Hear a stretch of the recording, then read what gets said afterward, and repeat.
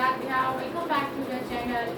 आज हम 8th class की एक्सरसाइज 4.1 का क्वेश्चन नंबर 2 स्टार्ट करने जा रहे हैं, जो कि पाई चार्ट पर बेस्ड रहेगा। मैंने फिगर बना दी है, देखिए टेबल बना दी है। टेबल आपकी बुक में भी बनी हुई थी। अब हम क्वेश्चन पढ़ते हैं। क्वेश्चन में क्या कहा है? A group of 360 people were asked to vote। 360 यानी कि 360 पीपल लोगों का एक ग्रुप था और उनसे पूछा गया उनके फेवरेट सीजन के बारे में। From the 3 season rainy, winter and summer.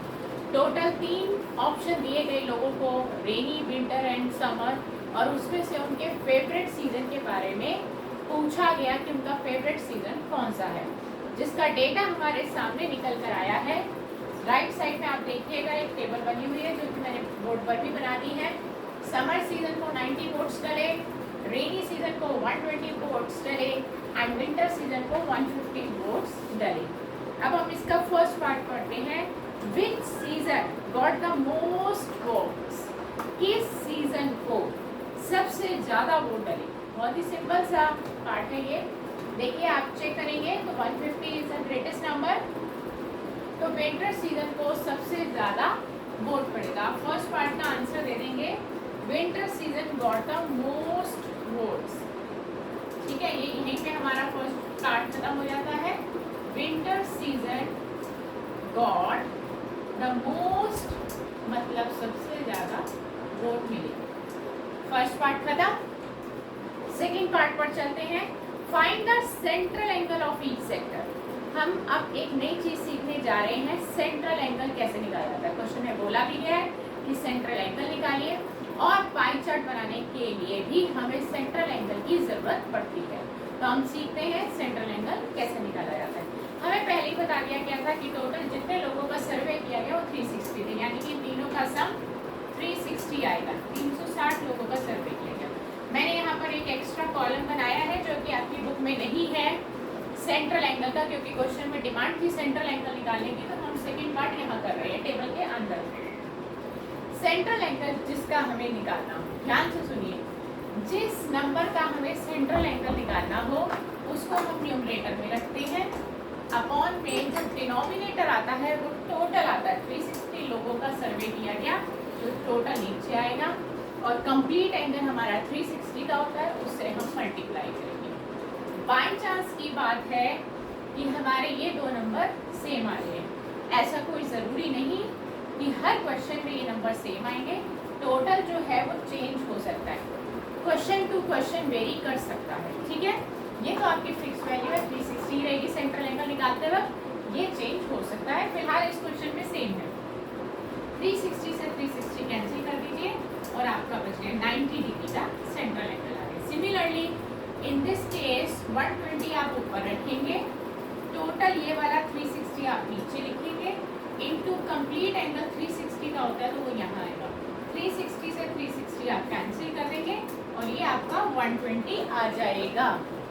ठीक है, फिर आप आते हैं नेक्स्ट पर। नेक्स्ट है 150 अपॉन में टोटल 360 इनटू कंप्लीट एंगल 360। 360 से 360 कट गया, बच गया 150। अगर आपको चेकिंग करनी है कि आपने सारे सेंट्रल एंगल ठीक निकाले हैं या नहीं, तो आप इन तीनों का सम करेंगे।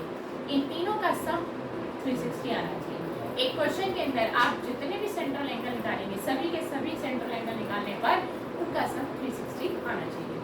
फिलहाल मेरा भी 360 ही आ रहा है, आप चेक कर सकते हैं, इनका सम 360 आ रहा है, क्योंकि कंप्लीट एंगल 360 का होता है। क्लियर, हमने सेंट्रल एंगल निकालना सीख लिया है। अब हम थर्ड पार्ट पे चलते हैं। Draw a pie chart to show this information. आपको इस डेटा को पाई चार्ट से दिखाना है।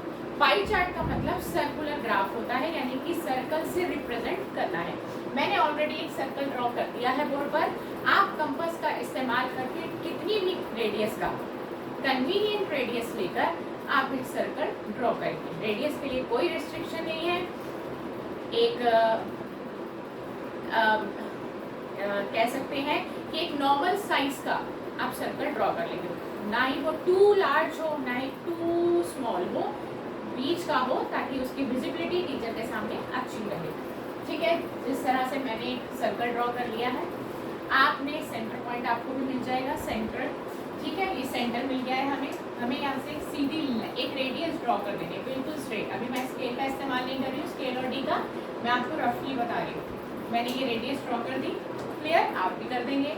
अब आप पकड़ेंगे डी अपने हाथ में, डी को यहाँ रखेंगे, इस बेस के साथ बेस मिलाकर डी यहाँ रखेंगे। अब आपके कंपास का कोई इस्तेमाल नहीं रहेगा, डी से ही सारे एंगल बनाएंगे। डी यहाँ रखना है और 90 डिग्री का एंगल बनाएंगे, वो बिल्कुल स्ट्रेट आएगा। आप यहाँ मार्क करेंगे और ऐसे लाइन ज्वाइन कर देंगे, 90 डिग्री का एंगल आता है, ठीक है, ये आपका 90 डिग्री हो गया, क्लियर। और इसको आप लिख देंगे, ये आपका समर था।